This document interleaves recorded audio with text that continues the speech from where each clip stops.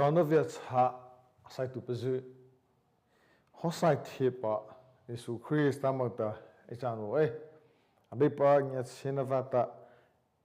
Yesu Christ ta pina na Christmas al ko pata imam ha chung de pengya sanata atana Hawhsai Zisu ane hapazu pi nyapatu pa Hawhsai Zisu pi hapazu pi heta khei tama embepa Yesu Christ ta Hawhsai Zisu ha alu pita ano pazi pita tapah atana ta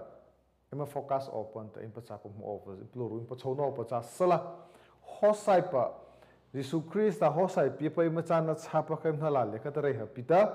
Christmas message pa sore ha pita Christmas avo chana chapa Yesu Christ ta Hawhsai pi pa im chana nang le heta he Hawhsai he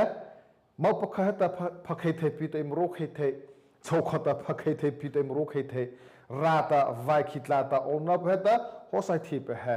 imano da imposok da te mamo hoda reita raokhei thei pi den phakhei thei na ta va bi khai to ta imachuwa mathai thati pa mathai ba na leta suna su thola ta vo rei ni ta just satana bi khai pa ni no pa chau thati pa mathai ba na cha thau na to ta vona thli sila abon le ta cha kala yo pa cha sala cha abe heroda ta thei pata na ta anal na ta Jerusalem le ta chi se dua cho amano pauta Zisu wo pi vacha nya pale tu vaze abe ke ata vaze no pa na raokhei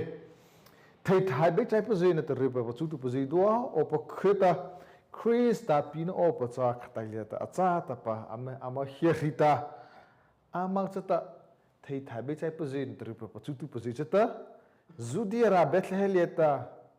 raksa pata na Bethlehem Zudara lieta pa Zudara rere tu pozisi lieta chia chaita ovachi na chauto ta rere tu pa potlo ota Israel HSZ avai tu o pacha ta pata rapa chatlo ta eita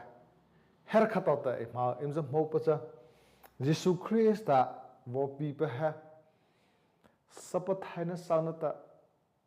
panau chiliva nata had ama hapa acha Jesus sapinota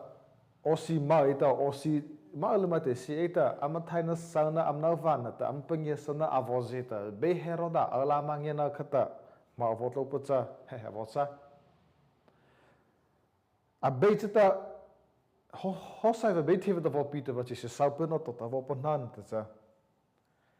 ano pauta marham so amno apapa tanda cha thaiva repu pachutu vizino tamala chasala college university leta pachutu vizi historian zim ta ono thaina sana mavata ma achu vizi zaita chazi cha opa khida thi thabi cha pazin triple khama voras maita Yesu Christ ta avo pitlai ovna achata Mikaleta helata savaleta vo reis chilichi ha vokho cha khapama acha savaleta reis sa buleta vo reis chili chipa na bethle judara leta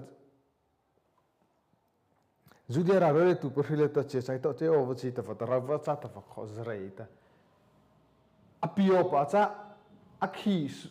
Yesu pio va chapana ta bethle leta apio ta va khacha panha thei thaina sana ta ma panha thei dra khacha Yesu cha va pitlayo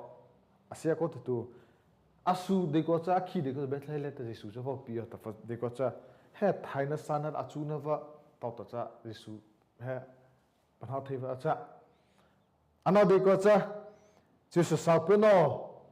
de ko cha ama thaina sana va ama chu thaina sana ma va ta osi ma va ta Bethlehem la ta chi thaba ama cha ma anana na kha ko lai o mzrei pazo to o Bethlehem khilata ama pasisata siula Hawhsai cha pha pato tlote u anal cha na ma mo pato na ta athati thaina vo chate u tamsta ke cho si patana ino thei na o pada ta abepa bicha patna ita si hoita na chila to osi ama mo pakha ama miela ta sile mat Hawhsai ena chaw the dil lalecha ama chi thele mata osi cha ama mo na ta thapha pata lengai ita arong nang ai tena he bi hi achu aw chu alung ai tena hele ta chi sa peno hele ta chi sa peno ta amatu pasinava peji chom korele au pachata khazawa chi thanawata hele ta osi he khamo thapa pa thaipa khaza pa chom ta thei no khaza pa ta Jisu Christa athaiwa mitku vai tu vizile chota anno chaivan ha ta follow ta arona chaiwa athai chaiwa jin ha ta chota khadai tile ta ha follow atana he khazawa he ahen ha trai ta pho theina ta he athiva te ma chu over pe mo mitku vai tu puzin ha ta follow tu wachata chi sa peno ha ta chwa follow Jisu Christa for pine ve he makta chata chaji abeva tamani acha hallelujah beba ma chare thai te sala makta chata vo pipa chana vachta mitku vai tu to chi sa peno palau leva ta he na ta apollo ta atana so chi no chaiva de chin hero na chaiva tai chu na ta apollo theva khaza acha ji hosai vo pibe ha chata va thita pa na he sila ana de ko cha mitku vai tu vna kha zata mitku vai tu zin na ta valo chava apollo ta thai ta se de betleve so direct amatlo pavieva e mitku vai tu vozin na ta valo chava o kha thai pse eta ama penya sana hota sileveta ama achana hota ama tham bi thaiva hota ama huna hota bi ama thaina hota ve chu a ve thave chu ngai de Hawhsai ba chama pavia lev ta makino pasu hele ta pavia tu veze jisa sapeno pavia na he ema za focus of e khavsa jisa sapeno sa ama na su chel to ta vongai ita o sima ita Jerusalem Bethlehem sucham vo ngai no ana de ko che Bethlehem hela leta am vo ngai hon ta cha ama che sa chana va ama thaina sana va kha avozi ha chen da khamo osima kholeveta ama pengya sana va cha sala ta va khizom house jileta am pengya sa va cha beheroda amangai ha osima khove e cha cha apengai tana ta va khaim ko ri pizilai opa cha atana ha mitku vai tu vuzita am o valu chava theina hota direct betleve chu angai ta Jisu chammo Jisu sapeno de ko cha direct o si khamal tha leveita o si ma kholepeta be alam angia ita he vore khana sa sa tana nan ta ke khizola leta ema thaina ema chu thaina ve ema sano je mai panha thaim ve ema nawvan ema ta na ve che sapa sana ta nawva navanta ma panha thaina va chasala ta va potopolo thaina heta Hawhsai va Jisu Christa emano na lathole heta pa viena va ma peva hria thaina ta ve siangaita helaleta barole churuleta heroda cha che supposita amado pa panna nata athata hi hata che satota asapeno to tha dai ti bilesa apana pa hona khata Bethlehem khil nata achei pa zidole ta cha pohoti ko na to ta realize do cha thik ha ba bi pita che chi thinda pa viena va kho che sapeno kha heroda auto auleta minute heroda khata amona chi chi pe chot va lazim the kho Hawhsai cha ke tloula no che sa thaina sana va achu thaina va to ta hela cha bu pra vu je cha bu cha ri cha bu je pakai tan pana theina ra khale cha Bethlehem su dia raleta Hawhsai pa bezi su cha pio ta fa de ko cha pana the asu adaiti pana ve e ko lu pi vo ha va kho ane ko chi sa pe no vo si pe levata adaiti cha va ta mu apengai ta akhi na ta avo pio vo cha pana ita chi sa pe no pa viena vata adaiti chaw pata eita cha Jisu pino pa daiti nata je as akhi am panha vachata asu panha leveita cha che sa pino vata adaiti am panha na chata ko na to to rela Hawhsai thina tlokhe khamo am chana am chi sa chana panha thaina vata Hawhsai ano ta ma ve khya cha Hawhsai cha ko na to rela cha o ta pa nyesana am na van va ma va ta Hawhsai ko na to rela thi o ta bipina va popo cha khamo khaje ma Hawhsai to ko na to rela va ka thi o ta bipina popo chi sa sa pe no ma to pasina va ta la cha chi sa pe no khata Hawhsai câu nó to từ rila thiêu vật từ bị ama pi từ thiêu vật là khá dễ mò mà cái tao Hawhsai bây giờ biểu vật chân nó vật thì mà về từ bây giờ đang từ sao lâu ít cái cái cho Hawhsai vật cha bây thì vật bị vật Hawhsai vật cha to cho câu nó to từ rila khá chơi ba là từ bây giờ khi liệt Hawhsai vật gì đó thì nó lâu khi nó và bị bị sát tu vật nào van nào vợ rồi na tôi số tu vật chỉ sao bên nó oxy mau khole pita ama thai na sao na am na van na am pato polo pachap du na to polo na ma vata am si ha pa vata am be heroda kha ko na to tere la hoti visit thin of the other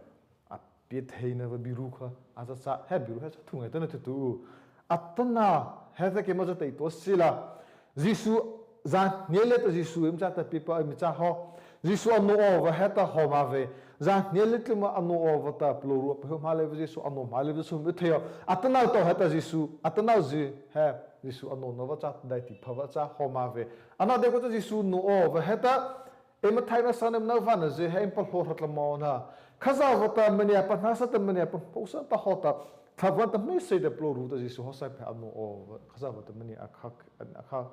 Kaya ma pagkatak Zisu Krista Hawhsai va ino na da elio na da adale faceta mulanta hana ikha mela daiti prote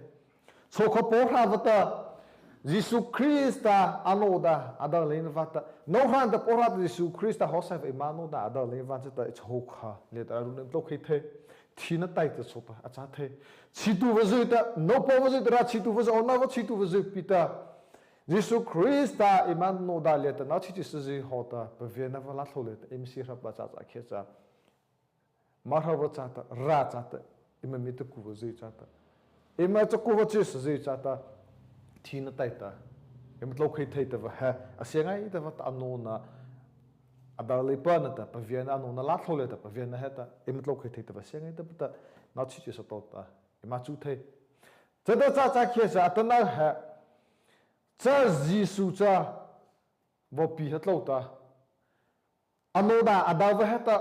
mit ku va tu vaze hot anoda adava heta paviet la liveta de virtual sachaki direct atlo vaze cha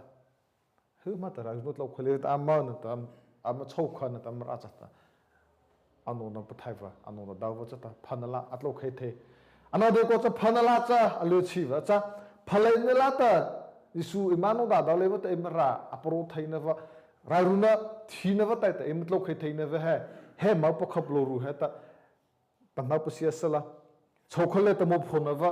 no porha ve chana no rai chana va ta ona vole ta chokotu ve chana va ta rale ta chitu ve chana va he ta Zisu eno nala thole ta epe viena va he ta ma ha va rairuna thina ta itlo khei thaina ta va he athieta impana ova peimo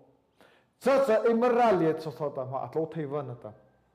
atlo haiva acha thau no to vojita pachana hleithei atana Zisu za heta pi pem cha pa ha na chi che sona ji chota vo ngai ta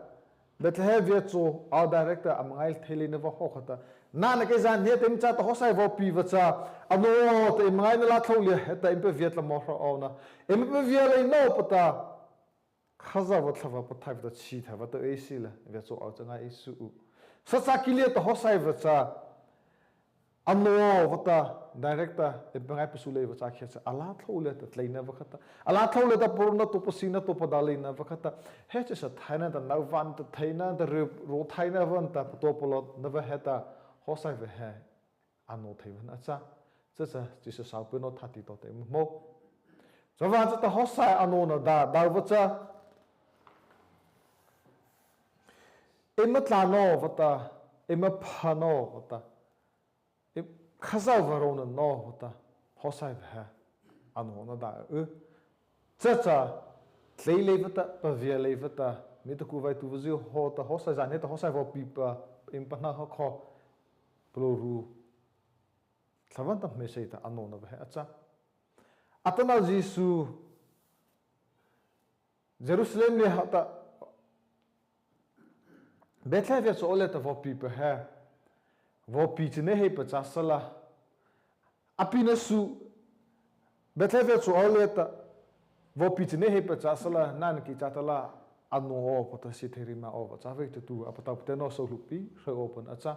atana ta Zisu vô pi chine na da he aro na ngai tana mang to pathi plo ru to ta menu su chau ta anu thei pa thlak ma ta me se ta anu thei pa acha na he em cha ta so pa chai chawa thla ta me se ta Zisu he anu ai sila pro adavata pro pathai pata Zisu he anu ai sila pro ruta Bethlehem cho ngai sila pro ve cho na cha ta pa he sila akhajita si sila imran to onana puna chau khatama pakha leta Zisu anonava adavata mau phapa impatlo so the Zisu anona dawleva chata thina atlo khei the now si Jesus sape no ze emrete va kha ile den bore kha heroda anya ita amava neita kocha heroda anya ita amako pon to ko osita vo hatla I chmo khaza va chata Bethlehem chola ta chitha tu o vata khaza va khata be heroda a chola chale ta like le amko po ko vo hatla e atana no vo Vietnam ho pa cha sota na thai na sana vata osi ma khole ta khaza vola thava ta si khole chita sa vata Hawhsai anon na la thole ta no vo vi ha va chota heroda la tlimele like le ta osi ta chavo ha khaza vata chavo ha Bethlehem chu ala ta amatlo tha he chmo Pathian is Pathian Isla. I'm not sitting to all seats at Bethlehem to all this Hawhsai Zisu. Goes at local pillow, eh? Atana, the Pathian of a car. Go Pola Bethlehem to all Lata Kazava, that's at local. Zaza, Atana, a machine is the opata. I know not Pataiva, no not Dalvata, I know Isu. Not just a sapina to Heta, Kleiner, Bazy, at two Silla, Mituku to Pussy Hot, Kazava. Hawhsai anu Isu a baby tem ji dua cha ta ben happy mo se amen tlachana evon ni to op hallelujah be pa me po kumne pa cha tu pa ma pin hrile to ro na chai pa thina to rauna atlo khei thei tu pa Jesu Christ ta mani pi chi ta nama chu chrai thai pita chaplo pili pita aluna bi im chhla be heroda ma to pa peji zrai pita anna Now Guliata paper has a tuacha. Jesus Sapeno, Tlena, Vat Atata Pasosre Pita. Searcha, Emalatho, Atatale no pata. Akile pata, Shele pata, Emrepazi.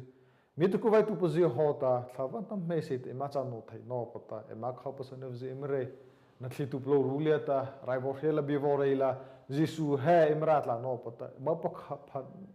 Adopa no pata. Namachi tapatu ime no pata chokotla no pata acha o pata mene pasai me Jesu Christ amata macha hia amen